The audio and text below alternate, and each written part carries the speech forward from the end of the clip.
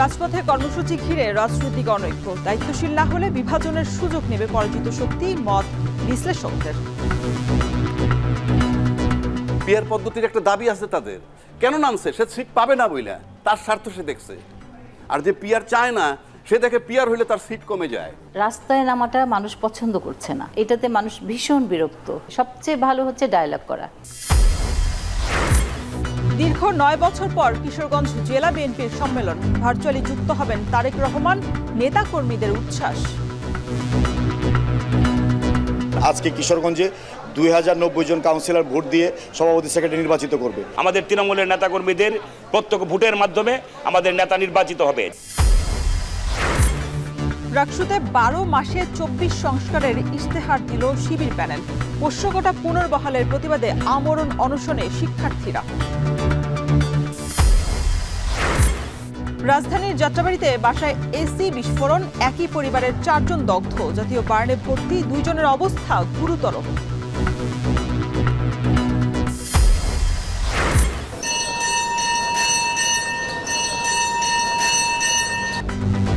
এবং দেবী দুর্গার আগমনী সুর ছড়িয়ে পড়েছে মণ্ডপে মণ্ডপে। প্রতিমা সজ্জায় ব্যস্ত শিল্পীরা। কাল মহালয়ায় দেবী পক্ষের সূচনা।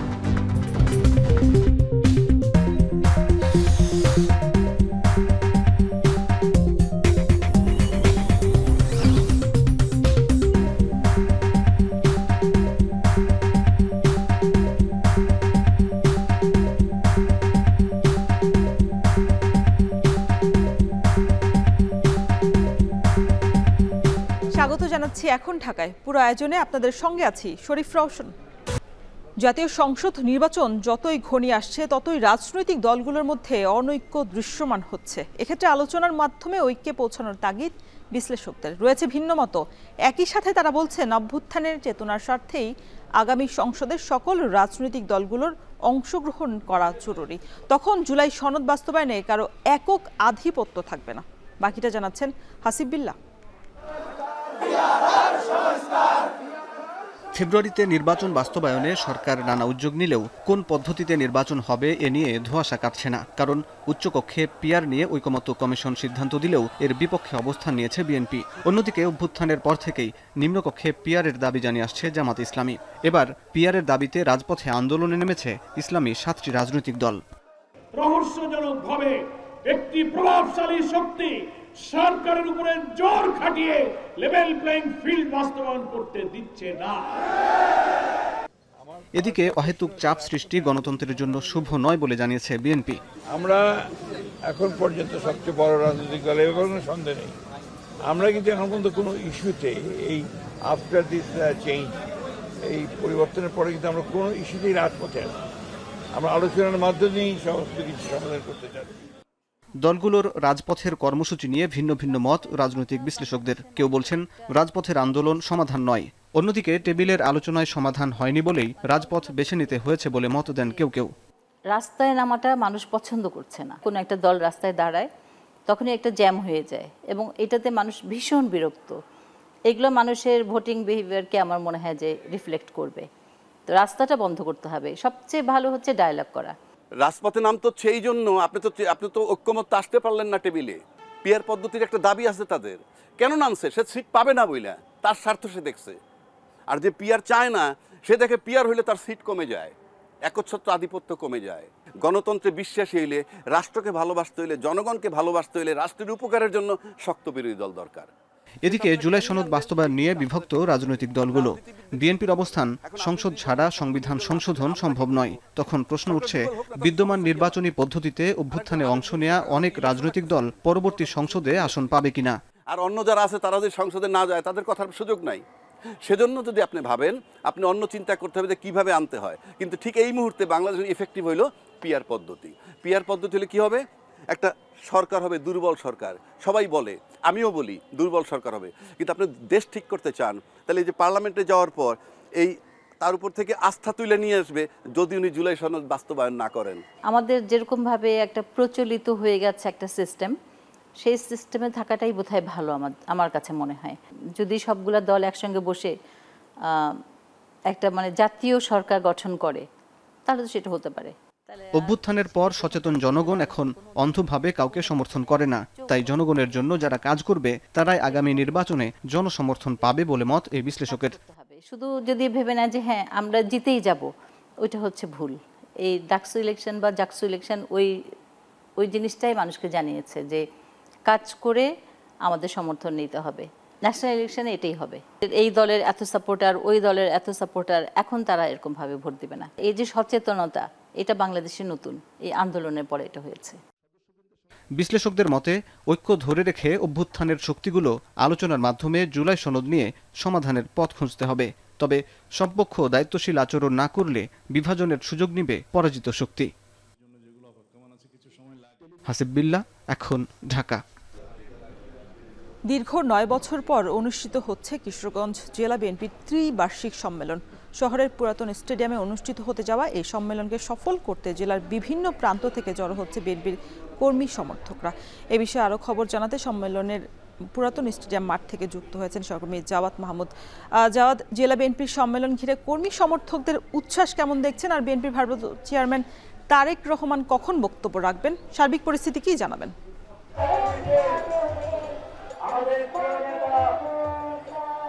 দীর্ঘ 9 বছর পর কিন্তু এই কিশোরগঞ্জ জেলা বিএনপি সমাবেশ যেটি শহরের পুরাতন স্টেডিয়াম মাঠে অনুষ্ঠিত হচ্ছে। যদিও আনুষ্ঠানিকভাবে বেলা 11টায় শুরু হওয়ার কথা ছিল, কিন্তু আমরা দেখছি যে 1 ঘন্টা পেরিয়ে এখন পর্যন্ত আনুষ্ঠানিকভাবে এই যে কাউন্সিল সেটি শুরু করা যায়নি। কিন্তু সেটি শুরু করা না গেলেও এখন আনুষ্ঠানিকভাবে সঙ্গীত প্রশাসন অর্থাৎ বিএনপির যে সাংস্কৃতিক জোট রয়েছে জাসাস, তাদের আয়োজনে এখানে এখন সাংস্কৃতিক পরিবেশনা চলছে অনানুষ্ঠানিকভাবে। কিন্তু যদিও তপ্ত রোদ এবং গরমের একটি ব্যাপকতা আমরা দেখতে পাচ্ছি, তারপরও এই স্টেডিয়াম মাঠ সেখানে জেলার বিভিন্ন প্রান্ত থেকে, এখানে 13টি উপজেলা রয়েছে কিশোরগঞ্জের, এই 13 উপজেলার বিভিন্ন প্রান্ত থেকে নেতাকর্মীরা, কর্মী সমর্থকরা উচ্ছ্বসিত, তারা মিছিল এখানে আসছেন এবং তাদের মধ্যে একটি আকাঙ্ক্ষার জায়গা আমরা দেখলাম। তারা বলছেন যে এই বিএনপি যে বিভিন্ন জেলায় সম্মেলন করছে এবং এর ধারাবাহিকতায় কিশোরগঞ্জ জেলায়ও এটি করছে, সেটিতে তারা নতুন নেতৃত্ব পাবেন আশা করছেন। এবং যেহেতু সামনে আসন্ন জাতীয় ত্রয়োদশ সংসদ নির্বাচন ফেব্রুয়ারিতে অনুষ্ঠিত হওয়ার কথা রয়েছে, সেখানে তাদের দল সংগঠিত হবে বা এই যে নির্বাচনে বিশেষ সুবিধা তারা নিতে পারবেন, এটি তারা মনে করছেন।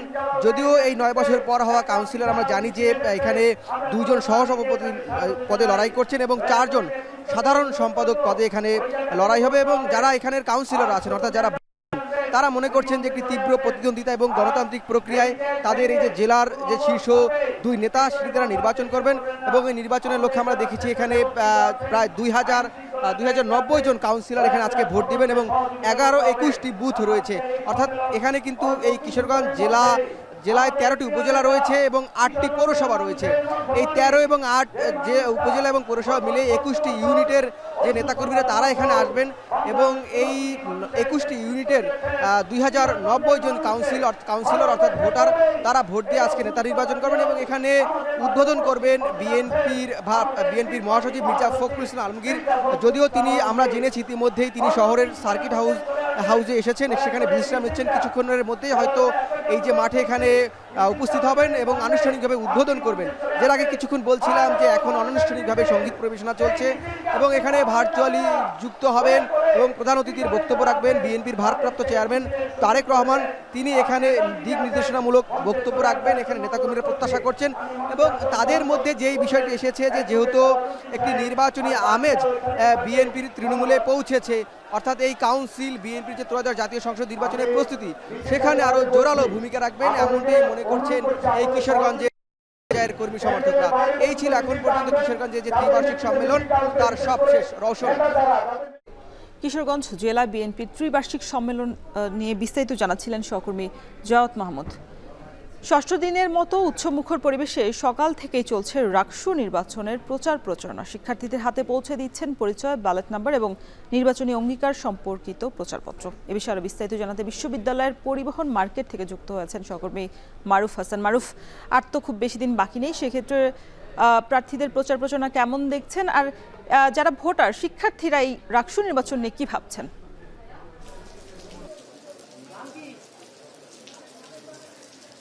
রওশন, রাজশাহী বিশ্ববিদ্যালয় কেন্দ্রীয় ছাত্র সংসদ রাকসু নির্বাচনের প্রচারণা কার্যক্রম আজ ৬ষ্ঠ দিনের মতো চলছে। এখন পর্যন্ত আমরা দেখতে পেয়েছি যে আবাসিক হলগুলো থেকে শুরু করে বিশ্ববিদ্যালয়ের যেসব জায়গায় শিক্ষার্থীরা বেশি সমাগম করছে সেই জায়গাগুলোতে কিন্তু প্রচারণা কার্যক্রম চলমান আছে, কিন্তু কিছুক্ষণ আগে এখানে বৃষ্টির কারণে সেই প্রচারণা কার্যক্রম কিছুটা ব্যাহত হয়েছে। এখানে আমরা দেখতে পাচ্ছি যে মুষলধারে বৃষ্টি হওয়ার কারণে যারা প্রার্থী আছেন তারা যে জায়গাগুলোতে শিক্ষার্থীরা বসে আছেন মূলত ছাউনির নিচে, সেই জায়গাগুলোতে কিন্তু তারা যাচ্ছেন। এবং কিছুক্ষণ আগেই বিশ্ববিদ্যালয়ের ছাত্র শিবির সমন্বিত যে সম্মিলিত শিক্ষার্থী জোট নামে যে প্যানেল, তারা কিন্তু 24 দফা দিয়ে একটি ইশতেহার ঘোষণা করেছেন। সেখানে তারা শিক্ষার্থীদের অধিকার যেমন জুলাই গণ অভ্যুত্থানের বাস্তবায়ন সহ শিক্ষার্থীদের লাইব্রেরি সুবিধা, পাশাপাশি আবাসিক যে সংকট আছে সেই সংকট মোকাবেলা সহ শিক্ষক শিক্ষার্থীদের মাঝে যে সেতু বন্ধন গড়ার জন্য টিএসসিসি নির্মাণ সহ আরও 24টি কিন্তু তারা এখানে দফা ঘোষণা করেছেন তাদের ইশতেহারের মাধ্যমে। এবং পাশাপাশি বিশ্ববিদ্যালয়ের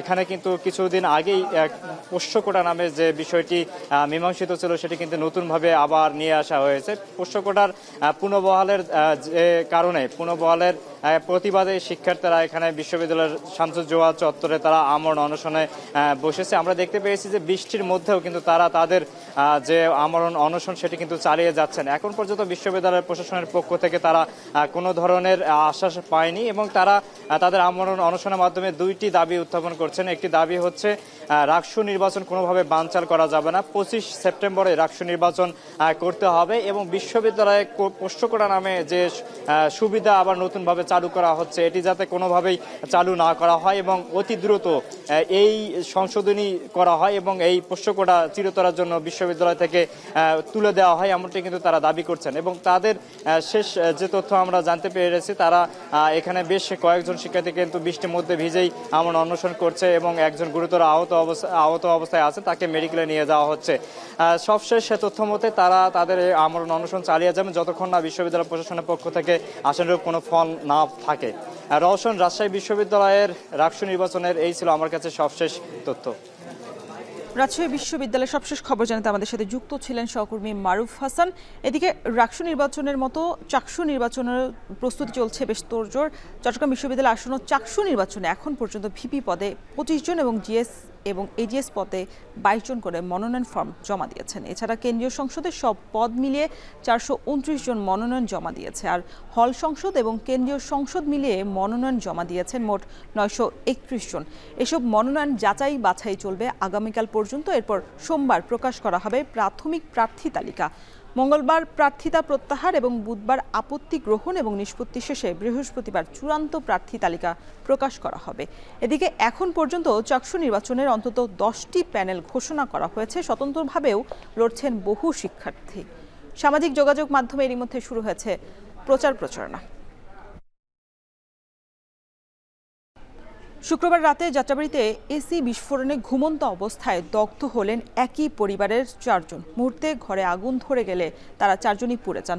জাতীয় বার্ন এবং প্লাস্টিক সার্জারি ইনস্টিটিউটে ভর্তি করা হয়েছে তাদেরকে। 2 জনের অবস্থায় এখন গুরুতর বলে জানিয়েছেন চিকিৎসকরা। বাকিটা জানাচ্ছেন রাব্বি হোসেন।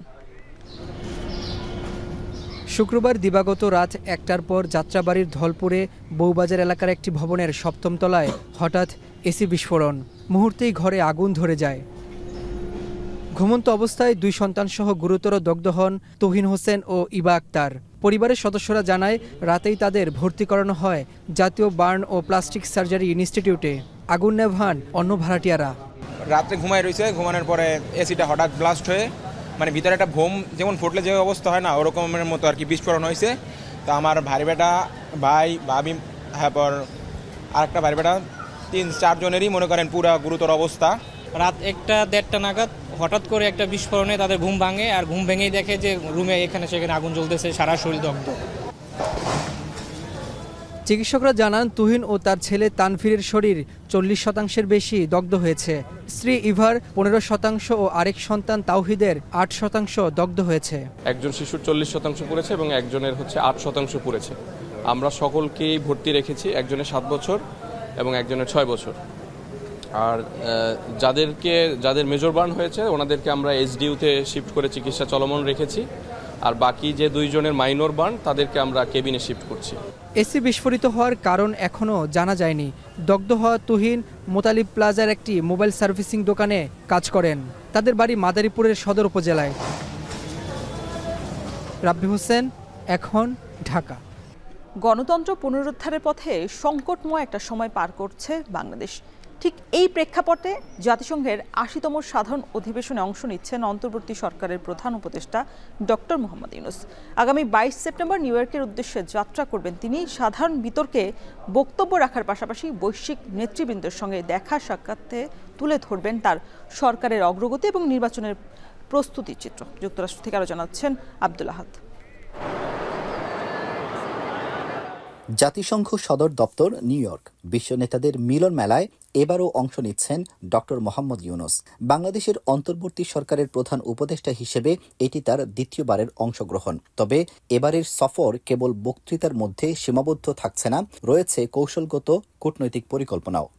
সামাজিক সুফল, অর্থনৈতিক মুনাফা এবং বিশ্ব নেতাদের সঙ্গে দেখা সাক্ষাতে তুলে ধরবেন অন্তর্বর্তী সরকারের গঠনের প্রেক্ষাপট এবং একটি গ্রহণযোগ্য নির্বাচন আয়োজনের পথে সরকার কী ধরনের প্রস্তুতি নিচ্ছে। মূল উদ্দেশ্য থাকে জেনারেল অ্যাসেম্বলিতে বক্তব্য, সেখানে বাংলাদেশ সহ সারা পৃথিবীর প্রতি বাংলাদেশ ডক্টর মোহাম্মদ ইউনূস একটা ভাষণ দেবেন, কথা বলবেন, তার মধ্যে গ্লোবাল বহু কিছু থাকবে। এবার বিশেষ দৃষ্টি থাকবে যুক্তরাষ্ট্রের দিকে। দ্বিতীয় মেয়াদে ক্ষমতায় ফিরে আসা প্রেসিডেন্ট ডোনাল্ড ট্রাম্পের প্রশাসনের সঙ্গে রয়েছে ডক্টর ইউনূসের পুরনো যোগাযোগ। এবার সেই সম্পর্ক কাজে লাগতে পারে বাংলাদেশের কৌশলগত সমর্থন ও রাজনৈতিক সমর্থন আদায়ে। আমরা মানুষের মৌলিক অধিকারকে সমুন্নত ও সুরক্ষিত রাখতে দৃঢ় প্রতিজ্ঞ।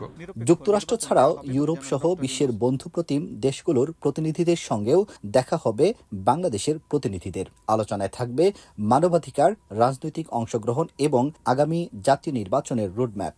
দীর্ঘ সময় বাংলাদেশে নির্বাচন হয় নাই, সেই রকম একটা গণতন্ত্রের পথে উত্তরণের জায়গাটাতে বর্তমান সরকারের ভূমিকা কি, তারা কি করেছে, কিভাবে করেছে, অর্থনীতির ক্ষেত্রে যে উন্নয়ন, বাংলাদেশে যে দুর্নীতি, অনিয়ম, সন্ত্রাস, লুটপাট, এইগুলো যে সরকার বন্ধ করেছে, সেই সমস্ত বহুবিধ বিষয় থাকবে। বাংলাদেশ এখন কেবল নির্বাচন নয়, খুঁজছে দীর্ঘমেয়াদী রাজনৈতিক স্থিতিশীলতা, আন্তর্জাতিক গ্রহণযোগ্যতা এবং ভবিষ্যতের নেতৃত্বের প্রতি জন আস্থার ভিত্তি। জাতিসংঘে ডক্টর ইউনূসের এই উপস্থিতি সেই বহুমাত্রিক প্রশ্নগুলোর উত্তর খোঁজার একটি আন্তর্জাতিক প্ল্যাটফর্ম হয়ে উঠছে, যা প্রতিধ্বনিত হচ্ছে দেশের ভিতরেও। নির্বাচনের জন্য উপযোগী পরিবেশ সৃষ্টি করতে আমরা কাজ করে যাচ্ছি। গণতন্ত্রে ফেরার প্রতিশ্রুতি কেবল দেশের জন্য নয়, দুনিয়ার কাছেও গুরুত্বপূর্ণ। জাতিসংঘে সেই বার্তা দিতেই আসছেন ডক্টর ইউনূস। এই সফর আন্তর্জাতিক আস্থা এবং অন্তর্ভুক্তির প্রশ্নে এক নির্ণায়ক সময়।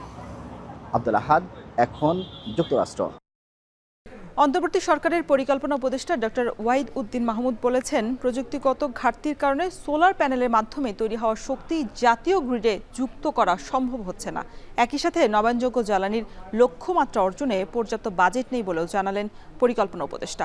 রাজধানীর গ্রিন রোডে ইউনিভার্সিটি অফ এশিয়া প্যাসিফিক অডিটোরিয়ামে ইউএপি, ঢাকা বিশ্ববিদ্যালয় এবং জার্মানির অ্যামবার্গ ওয়েডেনে আয়োজিত সম্মেলনে অংশ নিয়ে উপদেষ্টা বলেন, বহু ক্ষেত্রেই বিশ্বের সাথে তাল মিলিয়ে প্রযুক্তিগত অর্জন এখন তলানিতে। এ নিয়ে কাজ করছে অন্তর্বর্তী সরকার। বহু জেলায় সুপেয় পানির চরম সংকট রয়েছে। নদীগুলোকে পানির আধার হিসেবে ধরা হলেও দূষণের কবলে পড়ে যা এখন জরাজীর্ণ। উপদেষ্টা বলেন, ভোলাসহ কয়েকটি গ্যাস কূপ খননের দিকে মনোযোগী হচ্ছে সরকার। এসব কূপের জরিপে কাজ করতে বিশ্বের সেরা প্রতিষ্ঠানগুলোর উপর দায়িত্ব দিতে চায় সরকার। এ সময় বাপেক্সের সক্ষমতা না থাকা নিয়েও সমালোচনা করেন তিনি।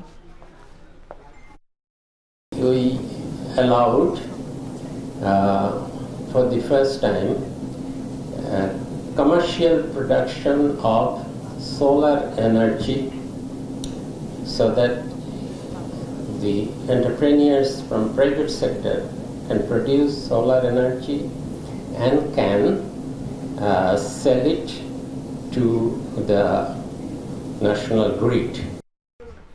সাতক্ষীরার শ্যামনগরের নদীর চর ভরাট করেই চলছে অবৈধ স্থাপনা নির্মাণ। প্রশাসনের নিষেধাজ্ঞা উপেক্ষা করেই প্রভাবশালীরা মেতে উঠেছেন নদী দখলের প্রতিযোগিতায়। নির্মাণ করা হচ্ছে পাকা ভবন, এতে ক্রমেই সংকুচিত হচ্ছে খোলপেটুয়া নদী। আহসান রাজীবের প্রতিবেদন। সাতক্ষীরার শ্যামনগরের বাণিজ্যিক কেন্দ্র নওয়াবেকি, যা উপকূলীয় এলাকার অন্যতম হাটবাজার। খোলপেটুয়া নদীর তীরে গড়ে ওঠা এ বাজার দীর্ঘদিন ধরেই স্থানীয় অর্থনীতির প্রাণকেন্দ্র। নওয়াবেকি বাজার কেন্দ্র করে দিনে দিনে বাড়ছে দোকানপাটের সংখ্যা। তবে বাজারে জমি সংকট থাকায় পাশের খোলপেটুয়া নদীর চর দখল করে গড়ে তোলা হয়েছে দোকান। কেউ আবার গড়ে তুলেছেন সমিল, ইট বালুর ব্যবসা প্রতিষ্ঠান। নানা অজুহাতে প্রতিনিয়ত যুক্ত হচ্ছে নতুন নতুন স্থাপনা। স্থানীয়দের অভিযোগ, প্রশাসনের কর্মকর্তারা এলে কয়েকদিনের জন্য কাজ বন্ধ থাকে, পরে আবার শুরু হয় নির্মাণ। প্রভাব দেখে তারা এই স্থানে দীর্ঘদিন কেউ 5 বিঘা 10 বিঘা জায়গা দখল করে এই নদীর চরে তারা তাদের ব্যবসা পরিচালনা করতেছে। বিভিন্ন ধরনের দোকান ঘর তৈরি হয়েছে, যেটা আসলে চরের উপরে হওয়ার কথা না। চরজন দখল নাই, এটা প্রশাসনের কাছে আমাদের দাবি। চেয়ারম্যানের অভিযোগ, বারবার নিষেধ করার পরও থামছে না স্থাপনা নির্মাণ। এমনকি প্রশাসনের নিষেধাজ্ঞার সাইনবোর্ড পর্যন্ত সরিয়ে ফেলেছেন প্রভাবশালী দখলদাররা। প্রশাসনের কাছে একটা সাইনবোর্ড অনুমতি সবাইকে নিয়েছি যে আমরা অবৈধ স্থাপনা বা অবৈধ কোনো কিছু করলে আমরা সাইনবোর্ড দেবেন। সেই সাইনবোর্ডটা আমরা ওখানে লাগিয়ে রাখছি। সেই সাইনবোর্ডটা আপাতত এখন নাই, যারা কাজ করছে হয়তো তারা উঠে ফেলছে। অবৈধ দখল ঠেকাতে স্থানীয় প্রশাসনের দাবি, প্রাথমিকভাবে নদী দখল বন্ধ করা হয়েছে। ইতোমধ্যে যেসব স্থাপনা নির্মাণ হয়েছে সেগুলোর বিরুদ্ধে আইনগত ব্যবস্থা গ্রহণের প্রক্রিয়া চলছে। দখলবাজ তাদের প্রতি মেসেজ যে আপনারা যাই করুন না কেন, কোনো না কোনো একদিন হয়তো সরকার তাদের সুবিধাজনক সময়ে, এবং শুধু সুবিধাজনক সময়ে না, যখন প্রয়োজন মনে করবে তখন হচ্ছে উচ্ছেদের জন্য যে অভিযানগুলো আমরা পরিচালিত করে থাকি, অভিযানেরই অংশ হিসেবে আমরা দখল উচ্ছেদ করব। খোলপেটুয়া নদী শুধু সাতক্ষীরার প্রাণ নয়, উপকূলীয় বাসিন্দাদের জীবন ও জীবিকার অন্যতম ভরসা। অথচ অবৈধ দখল আর স্থাপনা নির্মাণে ধীরে ধীরে সংকুচিত হচ্ছে নদীর প্রবাহ পথ। স্থানীয়রা বলছেন, প্রশাসনের অস্থায়ী অভিযান কিংবা সতর্কবার্তা নয়, নদীর অস্তিত্ব টিকিয়ে রাখতে প্রয়োজন দীর্ঘমেয়াদী ও কার্যকর উচ্ছেদ অভিযান। আহসান রাজীব, এখন সাতক্ষীরা। বাংলাদেশের চা শিল্প এখন অনেকটাই সংকটের কিনারে। ব্যাংক থেকে অর্থ সহায়তা না পাওয়া, উৎপাদন খরচ এবং একই সাথে শ্রমিকদের মজুরি বৃদ্ধির কারণে গেল কয়েক বছরে বাগানগুলোতে লোকসান হওয়ায় চা শিল্প টিকিয়ে রাখতেই হিমশিম খাচ্ছেন বাগান মালিকরা। বিশেষজ্ঞরা বলছেন, দেশের অন্যান্য শিল্প খাতের মতো চা শিল্পেও সরকারের বিশেষ নজর না দিলে ভবিষ্যতে আরও সংকটে পড়বে এই খাত। গোলজার আহমেদের প্রতিবেদন। গত কয়েক বছর থেকেই সিলেটের চা বাগানগুলোতে চলছে নানান অস্থিরতা। বিশেষ করে ধারাবাহিকভাবে চায়ের উৎপাদন খরচ বৃদ্ধিতে প্রতিনিয়ত লোকসান গুনতে হচ্ছে বাগান মালিকদের। এছাড়া শ্রমিক অসন্তোষ আর ব্যাংক থেকে আর্থিক সহায়তা না পাওয়া সহ নানান কারণে এখন সিলেটের বেশিরভাগ চা বাগানই বন্ধ হওয়ার উপক্রম। বাগান মালিকরা বলছেন, ধীরে ধীরে বিনিয়োগের অভাব আর বাজার অস্থিরতায় তীব্র সংকটের মুখে তারা। বাগান ব্যবস্থাপনায় লেবার ওয়েজেস দেওয়া সবচেয়ে জটিল হয়ে যাচ্ছে, কারণ আমি চা বিক্রি করে তো লস হচ্ছে, আমার পোষানো যাচ্ছে না। যে জায়গায় চায়ের বর্তমান ম্যানুফ্যাকচারিং কস্ট যেটা আমরা বলি, ওইটা প্রায় 225-30 টাকা, কিন্তু চা এভারেজে বিক্রি হইতেছে 170 থেকে 80 টাকা। বাংলাদেশীয় চা সংসদের চেয়ারম্যান বলছেন, এই শিল্প না থাকলে শুধু বাগান মালিকরাই ক্ষতিগ্রস্ত হবেন না, বরং বিশাল জনগোষ্ঠী বেকার হওয়ার পাশাপাশি রাষ্ট্রের আর্থিক খাতেও নেতিবাচক প্রভাব পড়বে। চা শিল্পের একটা ক্রান্তি লগ্ন, কিন্তু এটা আমরা কিভাবে এর থেকে আমরা উত্তরণ পাব? উত্তরণ পেতে হবে। যদি উত্তরণ না পাই তাহলে তো এই শিল্প আর থাকবে না। এই শিল্প যখন থাকবে না, বহু মানুষ আনএমপ্লয়েড হয়ে যাবে। দেশের চায়ের প্রকৃত অবস্থা শোচনীয় হওয়ায় সংশ্লিষ্টরা বলছেন, ভঙ্গুর বাজার ব্যবস্থার কারণেই এ শিল্প এখন হুমকির মুখে। তাই চায়ের দাম বৃদ্ধি সহ পণ্যটিকে রপ্তানিমুখী করার পরামর্শ দেন তারা। ইন্টারনাল কনজিউম বেড়েছে ঠিক আছে, কিন্তু এক্সপোর্ট যদি আপনি না যান তাহলে চায়ের কিন্তু প্রাইস বাড়বে না। আর ইতিমধ্যে আপনি জানতে পারছেন যে সিওপি বেড়ে গেছে, সুতরাং সিওপি বেড়ে গেলে যদি আপনাকে সেটা মিনিমাইজ করতে হয় তাহলে আপনাকে প্রাইস ভালো পেতে হবে। যে আমাদের যে চা বাগানগুলো আছে তাদের সমস্যাটা কোথায়? বাগান মালিকরা কেন নতুন নতুন টেকনোলজি নিচ্ছে না? কেন তাদের সমস্যাটাকে আইডেন্টিফাই করতে হবে, তারপরে তাদেরকে পলিসি সাপোর্ট হতে পারে, ঋণ সাপোর্ট হতে পারে, যেভাবে যে সম্ভব সাপোর্টটুকু দেওয়া দরকার এটা দিতে হবে। 2-2.5 বছর ধরে বাংলাদেশ চা বোর্ড কর্তৃপক্ষ বলছে এই শিল্পের দৈন্যদশা থেকে বের হতে সংশ্লিষ্ট সকল পক্ষ মিলে কার্যকরী উদ্যোগ নেওয়া হচ্ছে। ঘুরে দাঁড়ানোর জন্য আমার মনে হয় যে গার্ডেন ওনার যারা আছে বা যারা বিজনেসের সাথে আছে তাদেরকে আরেকটু সহনীয় হওয়া দরকার। তার পাশাপাশি যদি সরকারের পক্ষ থেকে ব্যাংক ইন্টারেস্টটা যদি একটু সহনীয় পর্যায়ে নিয়ে আসা যায় তাহলে একটু উপকৃত হবে। চা শুধু অর্থনীতির একটি খাত নয়, বরং কয়েক লাখ মানুষের জীবিকার সাথে ওতপ্রোতভাবে জড়িত। গুলজার আহমেদ, এখন সিলেট। রাজধানীর ডিপ্লোমা ইঞ্জিনিয়ারিং ইনস্টিটিউটের তারুণ্যের রাষ্ট্রচিন্তার তৃতীয় সংলাপ মানবিক মূল্যবোধ সম্পন্ন শিক্ষা এবং শিক্ষাঙ্গন শীর্ষক আলোচনা সভায় কথা বলছেন হাসনাত আব্দুল্লাহ। আমরা সরাসরি যুক্ত হচ্ছি সেখানে। একটা পথ চলার অভিজ্ঞতা রয়েছে, আপনারা আমাদেরকে পরামর্শ দিবেন। এখানে তরুণ প্রজন্মের আমাদের বয়সী আপনারা যারা আছেন আমাদেরকে পরামর্শ দিবেন। আমরা আমাদের ভুল সংশোধন করে আমরা বাংলাদেশপন্থী রাজনীতিটা আমরা গড়ে তুলব সবাই একসাথে। আপনারা সবাই ভালো থাকবেন, সুস্থ থাকবেন। গণতন্ত্রের পক্ষে ইনসাফের পক্ষে, ন্যায্যতার পক্ষে আপনাদের সাথে কাঁধে কাঁধ মিলিয়ে আমরা এই বাংলাদেশপন্থী রাজনীতির পক্ষে আমরা লড়ে যাব। ইনকিলাব জিন্দাবাদ।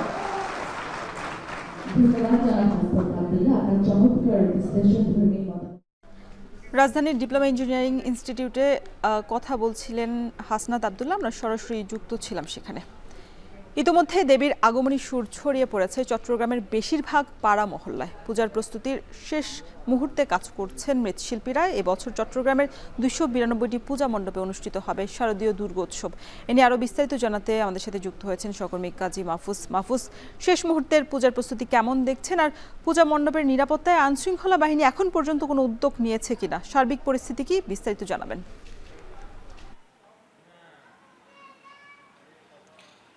হিন্দু ধর্মাবলম্বীদের সবচেয়ে বড় ধর্মীয় উৎসব হচ্ছে শারদীয় দুর্গাপূজা। এই শারদীয় দুর্গাপূজাকে কেন্দ্র করে চট্টগ্রাম নগরের যে পূজা মণ্ডপগুলো রয়েছে সেখানে আমরা দেখতে পাচ্ছি শেষ মুহূর্তের প্রস্তুতি চলছে। এই মুহূর্তে আমরা যে দৃশ্যটি দেখতে পাচ্ছি নগরের কাতালগঞ্জে এসে, সেটি হচ্ছে প্রতিমা তৈরির কাজ একেবারে শেষ পর্যায়ে। এই মুহূর্তে রং তুলির আঁচড়ে প্রতিমাগুলোকে অনেকটা জীবন্ত করার চেষ্টা করছে প্রতিমা শিল্পীরা, মৃৎশিল্পীরা।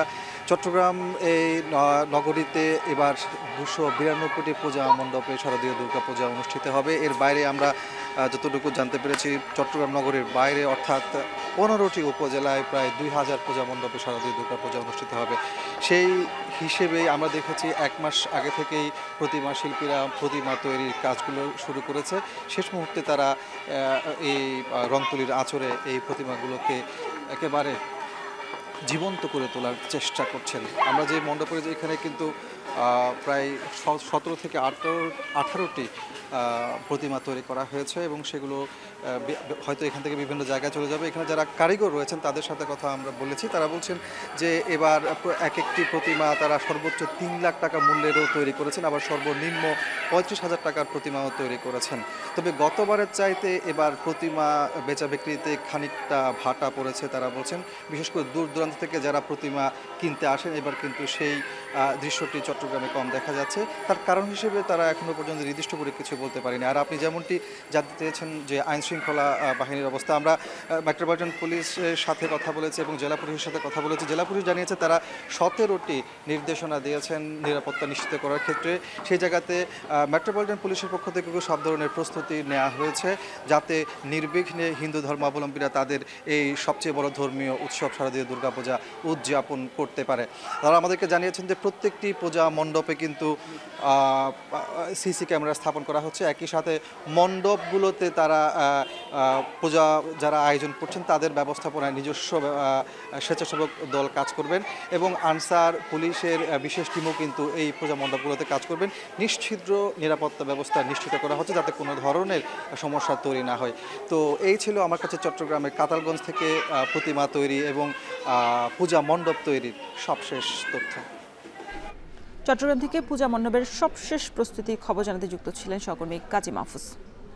চোরাচালান, মাদক পাচার এবং রোহিঙ্গা অনুপ্রবেশ ঠেকাতে টেকনাফ সীমান্তে সক্ষমতা বাড়িয়েছে BJP. Radar, drone, night vision, thermal camera, দ্রুতগামী জলযান সহ আধুনিক প্রযুক্তি ব্যবহার করে সীমান্তে নজরদারি করছেন তারা। একই সাথে নাফ নদীতে মাছ ধরতে যাওয়া জেলেদের বাংলাদেশি জলসীমা অতিক্রম না করতে জনসচেতনতা তৈরিতেও কাজ করছে বিজেপি। আরও জানাচ্ছেন মন্তোষ বিতজ্ঞ। কক্সবাজারের টেকনাফ সীমান্তের নাফ নদী ও সমুদ্রে ভাসমান নৌকাগুলোকে এভাবেই রাডারের সহায়তায় নজরদারি করছে বিজিবি। এই প্রযুক্তির মাধ্যমে প্রায় 96 নটিক্যাল মাইল এলাকা জুড়ে সম্ভব হচ্ছে রক্ষণাবেক্ষণ। মিয়ানমারের দিক থেকে শূন্য রেখা অতিক্রম করে কোনো নৌকা বাংলাদেশের জলসীমায় প্রবেশ করলেই রাডার পর্যবেক্ষক বার্তা পাঠান টহল দলের কাছে। সেই বার্তা পেয়ে কয়েক মিনিটের মধ্যেই দ্রুতগামী জলযানে সেখানে পৌঁছে যায় বিজিবির টহল দল। এছাড়া ড্রোন ব্যবহার করে আকাশপথে এবং রাতে নাইট ভিশন থার্মাল ক্যামেরায় পুরো নাফ নদী জুড়ে পর্যবেক্ষণ চালায় বিজিবি। দুর্যোগপূর্ণ আবহাওয়ার মধ্যেও কাজ করে এসব প্রযুক্তি। এতে ধরা পড়ছে সীমান্ত পেরিয়ে আসা মাদকের চালান ও মানব পাচারকারীরা। কমে এসেছে রোহিঙ্গা অনুপ্রবেশও।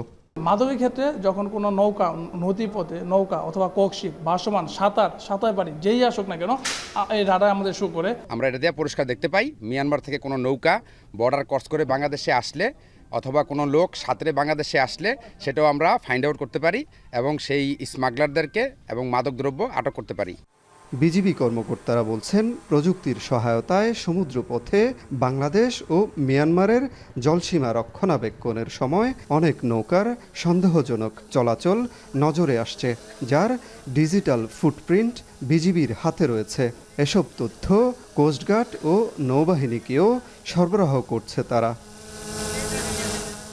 বিজিবি সূত্র বলছে চট্টগ্রাম ও কুতুবদিয়ার কিছু ট্রলার ভাটার সময় রওনা হয়ে জোয়ারের সময় মিয়ানমারে প্রবেশ করে সেখানে পণ্য পৌঁছে দিয়ে বিনিময়ে আসছে টাকা বা মাদকের চালান।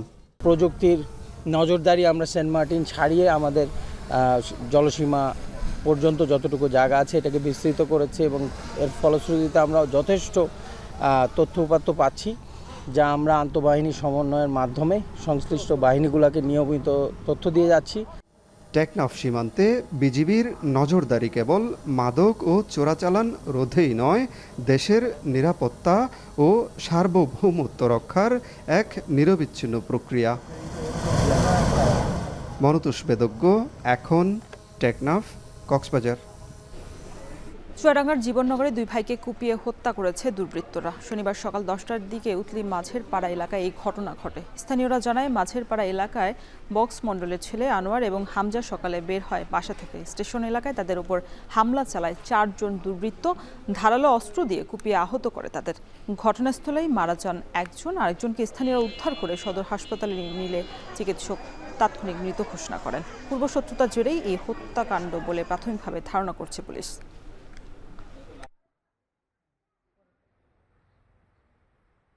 দুজনকে পরীক্ষা করি, এর ভিতরে আনোয়ারকে মৃত অবস্থায় পাই, আমির হামজাকে আর আনোয়ারকে সংকটজনক অবস্থায় পাই। তাদেরকে আমরা একজনকে আমরা চিকিৎসা দিয়ে ভর্তি করি, ভর্তিরত চিকিৎসাধর অবস্থায় মৃত্যুবরণ করেন এবং আনোয়ার আগেই মৃত অবস্থায় থাকার কারণে আমরা পুলিশকে ইনফর্ম করি।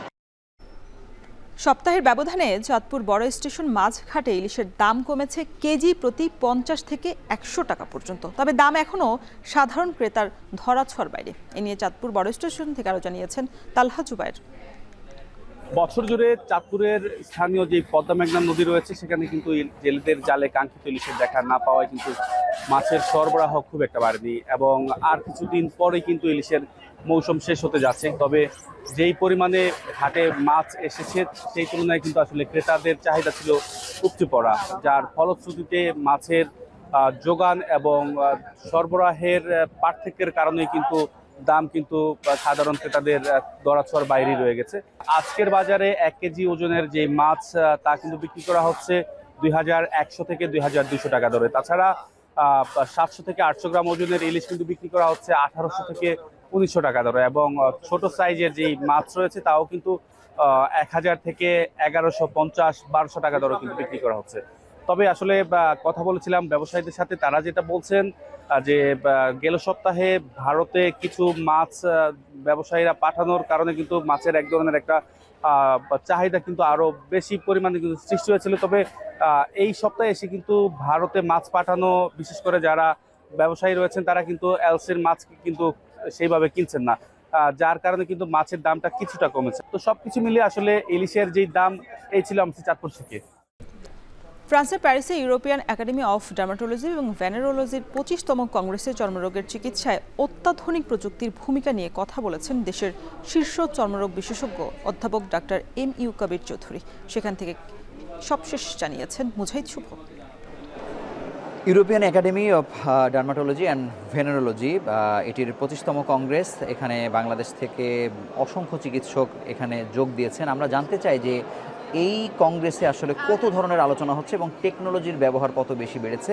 আমাদের সঙ্গে যুক্ত হচ্ছেন দেশের শীর্ষ চর্মরোগ বিশেষজ্ঞ অধ্যাপক MU কবির চৌধুরী। স্যার, আপনাকে স্বাগত জানাচ্ছি। আপনার কাছে জানতে চাই যে আমরা দেখছি যে অনেক ধরনের টেকনোলজির ব্যবহার এখানে হচ্ছে এবং কত রকম আলোচনা আসলে এই কংগ্রেসকে ঘিরে হয় প্রত্যেকটা সেশনে, যদি আমাদেরকে একটু বিস্তারিত বলেন। আচ্ছা, টেকনোলজি সম্বন্ধে বলতে হয়, আমি আজ থেকে প্রায় 45 ইয়ার্স আগের কথাই বলি। আমি তখন টেকনোলজি ছিল, আমরা পেপার প্রেজেন্ট করতাম ছোটো ছোটো স্লাইডের মধ্যে। কখন ব্ল্যাক হোয়াইট ছিল, ব্ল্যাক অ্যান্ড হোয়াইট থেকে আসলো কালার স্লাইড, কালার স্লাইড থেকে আসলো আমরা পেপারে যে এই সেলোফিন দিয়ে করতাম। এখন আছে ডিজিটাল টেকনোলজি, সব কিছু ডিজিটাল। চর্মরোগের চিকিৎসার ক্ষেত্রে কত চর্মরোগ চিকিৎসার অনেক বিভাগ হচ্ছে। যেমন আগে আমরা যে স্কিন বায়োপসি করে ডায়াগনোসিস করতাম, এখন দেখা যাচ্ছে ডার্মোস্কোপি করে প্রায় 80% স্কিন বায়োপসি ডায়াগনোসিস আমরা করতে পারি ডার্মোস্কোপির মাধ্যমে। ইভেন কি স্কিন ক্যান্সার আমরা এই ডার্মোস্কোপির মাধ্যমে, এটা নতুন একটি টেকনোলজি এবং দিন দিন টেকনোলজি ব্যবহার বাড়তেছে। এই ইউরোপিয়ান আমেরিকান কান্ট্রি, এশিয়ান যেসব কান্ট্রিতে আমরা যাই, সিঙ্গাপুর, এসব দেশে যাই, চায়নাতে, এই টেকনোলজি অনেক অনেক বেশি উন্নত। আমাদের দেশের চেয়ে এই টেকনোলজির ব্যবহার দিন দিন বাড়তেছে এবং প্রতি বছরই নতুন নতুন টেকনোলজি দেখতে পাই। আগে আমরা পেপার নিতাম, এখন দেখা গেল যে QR কোড দিয়ে আমরা আমাদের জিনিস বের করতে হয়। কিন্তু এটাতে স্যার খরচ রোগীদের বেড়ে যাচ্ছে না, নাকি আসলে বরং রোগীরা আরো বরং বেশি উপকৃত হচ্ছে, কি মনে হয়? খরচ খুব বাড়তেছে না এই জন্য, কারণ আগে তো ম্যানুয়াল জিনিসে খরচ মানুষ বেশি লাগতো, এখন মানুষ কম লাগে, মানুষের জন্য মানুষের ব্যবহার কমে যাচ্ছে, সবই ডিজিটাল মাধ্যমে হচ্ছে। যেমন আগে একটা সেমিনার করতে অনেক জনবল দরকার, সেই জনবল লাগে না টেকনোলজির উপর। কিন্তু একদম পা থেকে মাথা পর্যন্ত চর্মরোগের সমস্ত বিষয়ে কি আসলে এই কংগ্রেসে আলোচনা হচ্ছে কিনা? হ্যাঁ, ইউরোপিয়ান কংগ্রেসটা মেইনলি এটা নতুন নতুন রিসার্চ বেস। যেমন আমি যে একটা সেশনে গেলাম যেখানে শুধু রিসার্চ করছে, কে কোন রিসার্চ করছে তার উপরেই কথা বলে, বেসিক বিষয়ে না। তবে বেসিক বিষয়ে বিভিন্ন কনফারেন্স হয়, পা থেকে মাথা পর্যন্ত, চুল থেকে আরম্ভ করে নখ পর্যন্ত প্রত্যেকটা সাবজেক্ট নিয়ে তো আলোচনা হয় এবং আলোচনা অত্যন্ত ফলপ্রসূ। এই আলোচনায় কোনো কিছু বাদ যায় না। চর্মরোগ একটি বিশাল একটি পরিধি, কারণ প্রায় 4000 অধিক চর্মরোগ আছে। তার বেশিরভাগ একটা সেমিনার একটা কনফারেন্সে গেলাম, যে দেখা গেল শুধুমাত্র রেয়ারেস্ট চর্মরোগ যেগুলি খুবই কম, লক্ষে হাজারে দেখা যায়। যেমন এখানে সহস্রাধিক পেপার পঠিত হয়েছে, বিভিন্ন দেশের ডাক্তার সাহেবরা আসছেন এবং পড়ছেন, এবং যেহেতু পেপার যত বেশি হবে তত বিভিন্ন রোগ নিয়ে আলোচনা হবে, বিভিন্ন পরিধি আলোচনা, অনেক জিনিস আমরা জানতে পারবো, বুঝতে পারবো, আমরা প্রয়োগ করতে পারবো আমাদের রোগীদের জন্য। রোগীরা কিন্তু বিনা খরচে এই জিনিসটা পাচ্ছে। খরচ করতেছি আমরা, বিভিন্ন জায়গাতে স্পন্সরশিপ আসতেছে, কিন্তু রোগীরা উপকৃত হচ্ছে। নতুন নতুন ট্রিটমেন্ট আমরা এখান থেকে গিয়ে আমরা করতে পারছি রোগীদেরকে। আপনাকে ধন্যবাদ আমাদের সঙ্গে যুক্ত হওয়ার জন্য। স্যার যেটি বলছিলেন যে প্রতিটি কংগ্রেসই আসলে যে অঞ্চলে হোক, এশিয়া প্যাসিফিক অঞ্চলে, আমেরিকান অঞ্চলে বা ইউরোপে, প্রতিটিতেই আসলে বাংলাদেশের চিকিৎসকরা যদি অংশগ্রহণ করে, তারা সর্বোচ্চ জ্ঞান অর্থাৎ সব থেকে লেটেস্ট জ্ঞান নিয়ে, লেটেস্ট প্রযুক্তির ব্যবহার জেনেই বাংলাদেশে ফিরতে পারে, যেটি রোগীদের উপকৃত হয়, চিকিৎসকরাও সমৃদ্ধ হতে পারেন নতুন জ্ঞান নিয়ে। ছিল এখানকার সবশেষ খবর। এবার জানাবো আন্তর্জাতিক খবর। দক্ষ বিদেশি কর্মী হিসেবে যুক্তরাষ্ট্রে যেতে চাইলে এখন থেকে ভিসা ফি হিসেবে গুনতে হবে $1 লাখ। শুক্রবার এমন একটি নির্বাহী আদেশে স্বাক্ষর করেছেন মার্কিন প্রেসিডেন্ট ডোনাল্ড ট্রাম্প। এর আগে HB1 বা কর্মী ভিসায় যুক্তরাষ্ট্রে যেতে খরচ হতো মাত্র $1500। বার্তা সংস্থা রয়টার্স বলছে, এতে করে বড় ধাক্কা লাগবে চীন এবং ভারতের কর্মীদের ওপর নির্ভরশীল যুক্তরাষ্ট্রের প্রযুক্তি খাতে। এছাড়া একই দিনে অভিবাসন প্রত্যাশীদের দ্রুত ভিসা দিতে ট্রাম্প গোল্ড কার্ড সুবিধাও চালু করেছে যুক্তরাষ্ট্র। বাকিটা জানাচ্ছেন সতীর্থ কর্মকার। দ্বিতীয় মেয়াদে ক্ষমতায় আসার পর যুক্তরাষ্ট্রের ভিসা নীতিতে বড় ধরনের পরিবর্তন আনার আভাস দেন মার্কিন প্রেসিডেন্ট। শ্রমিক ভিসার নিয়মে পরিবর্তন, কঠোর অভিবাসন নীতি, যুক্তরাষ্ট্রে উচ্চতর ডিগ্রি নিতে আসা বিদেশি শিক্ষার্থীদের ভিসার মেয়াদ নিয়ে গড়িমসি করা ছাড়াও এই সংক্রান্ত নানা বিষয়ে সরব ট্রাম্প প্রশাসন। এর জেরে এবার যুক্তরাষ্ট্রে পাড়ি দিতে ইচ্ছুক দক্ষ শ্রমিকদের ভিসার ফি এক ধাক্কায় $1 লাখ নির্ধারণ করে নির্বাহী আদেশে স্বাক্ষর করেছেন মার্কিন প্রেসিডেন্ট ডোনাল্ড ট্রাম্প। প্রজ্ঞাপনে আরও বলা হচ্ছে, এই কর্মসূচির অপব্যবহার কিংবা নির্ধারিত অর্থ না দেয়া হলে সংশ্লিষ্ট কর্মীর যুক্তরাষ্ট্রে প্রবেশ নিষিদ্ধ করা হবে।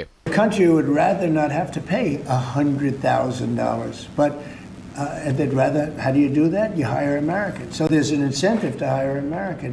But there may be instances where it's better off doing it through expertise or whatever it may be.